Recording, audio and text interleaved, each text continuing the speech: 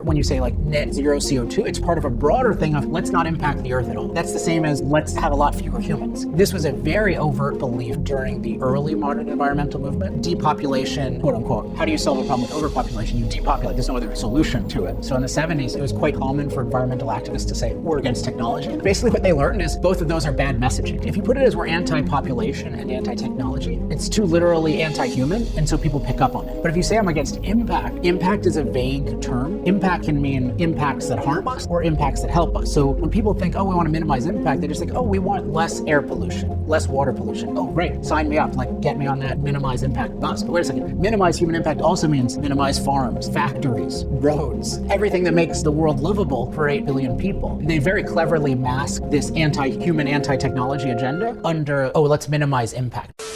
As Joe Biden headed off this week on a 4-day trip to Ireland, reporters wondered when they'd get a chance to ask him questions. Why can't the president take questions from the press? Right now, we just don't have anything on the books for a press conference at this moment. The president always loves to take your questions, shouted questions. Oh, it's not that we don't want you to ask the president questions. It's just that right now we don't have any question time on the books. You know the books. We've written the books and we've written them, so there's no time for questions. And so looking through the books, I'm afraid question time has not been booked.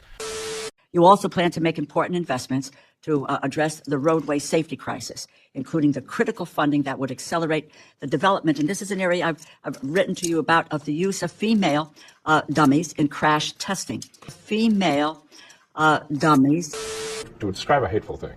Yeah, I mean, you know, just content that will solicit a reaction, something that may include something that is slightly racist or slightly sexist, those kinds of things. So you think if something is slightly sexist, it should be banned? No, is that what you're saying? I'm not saying anything. I'm just curious. I'm trying to understand what you mean by hateful content. And I'm asking for specific examples. And you just said that if something is slightly sexist, that's hateful content. Does that mean that it should be banned? Well, you've asked me whether my feed, whether it's got less or more. I'd say it's got slightly more. That's why I'm asking for examples.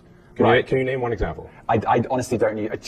Honestly, I don't. You can't name a single example. I'll tell you why. Because I don't actually use that for you feed anymore. Because I just don't particularly like it. You said actually, a lot of people are quite similar. I only look at hang on a second. You said you've seen more hateful content, but you can't name a single example, not even one. I'm not sure I've used that feed for the last 3 or 4 weeks. Well, then how did you see the hateful content? Because I've been using Twitter since you've taken it over for the last 6 months. Okay, so then you must have at some point seen for you hateful content. And I'm asking for one example. Right. And you can't give a single one. And I'm saying... Then I say, sir, that you don't know what you're talking about. Really?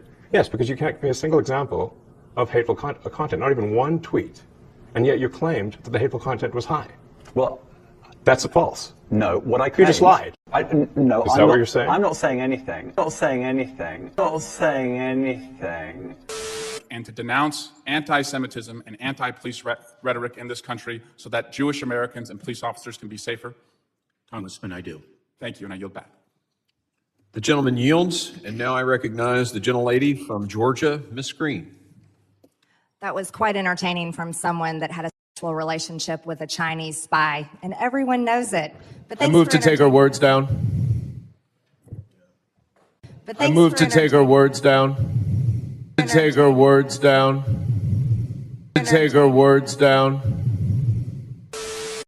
I mean, I know I'm a Democrat and I know I have to support Joe Biden and all that, but I just can't help it, to be honest. President Donald J. Trump is just so much sexier now that he's a bad boy. I can't stop thinking about him. He's such a sexy bad boy. I honestly think I'm in love, you know?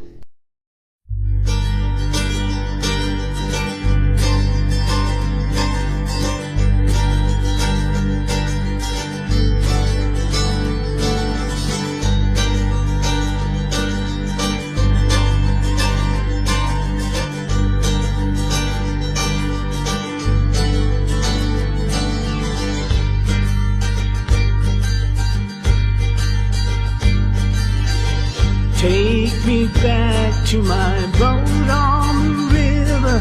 I need to go down, need to come down. Take me back to my boat on the river, and I won't cry out anymore.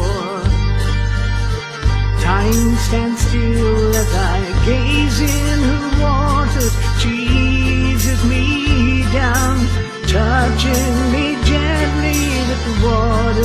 cutthroat past my boat on the river, so I don't cry out anymore.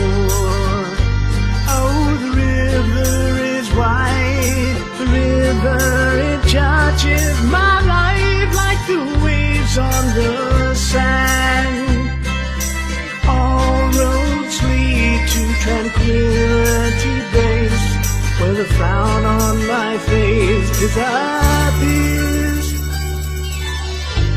Take me down to my boat on the river, and I won't cry out anymore.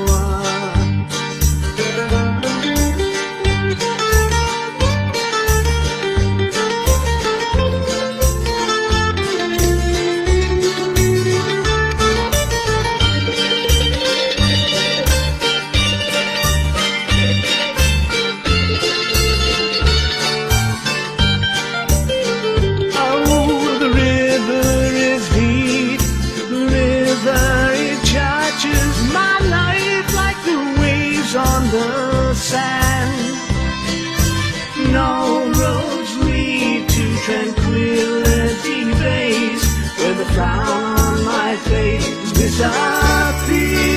Oh, take me down to my boat on the river. I need to go down. Won't you let me go down?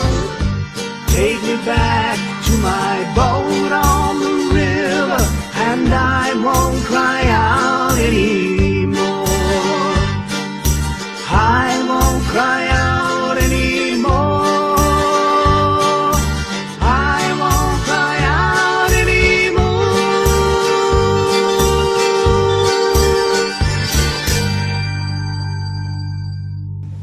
How absurd.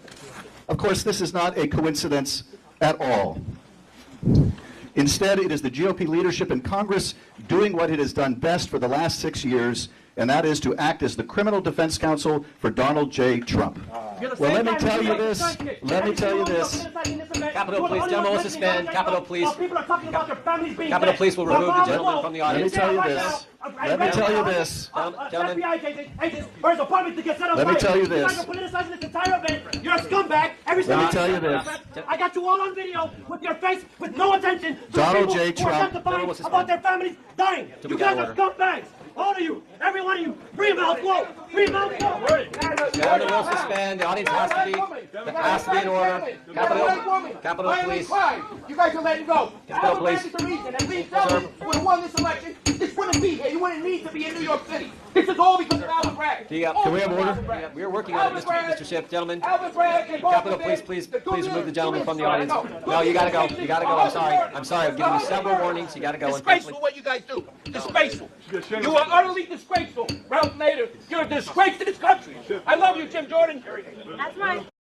Ultimately, your oath requires you to secure our nation's sovereign border with Mexico and do anything necessary to stop the Mexican cartels from trafficking endless wave upon human wave of illegals into America, along with miserable death, unspeakable grief, graveyards filled from sea to shining sea with the bodies of American sons and daughters dead from fentanyl. You've brought generational trauma upon our country. I believe history will witness your era of service as a transitional time in our country. What was America like before Secretary Mayorkas, and what was America like after him? It's stunning that you could sit there and smugly grin as if you've not miserably failed your country. We could give you money to hire 1,000 new border agents. Nobody wants to work for you. They're coming forth. We can't keep up with the whistleblowers that are coming to testify against your command. We could give you money to deploy all sorts of new technology. I have evidence in my file that you've given command to not deploy technology that you currently have because it interfered with the cartel's business model. We're done with your lies to America. It's shameful what you brought upon our country. Mr. Chairman, I have no interest in asking the Secretary any questions. He obfuscates and lies. Mr. Chairman. I yield.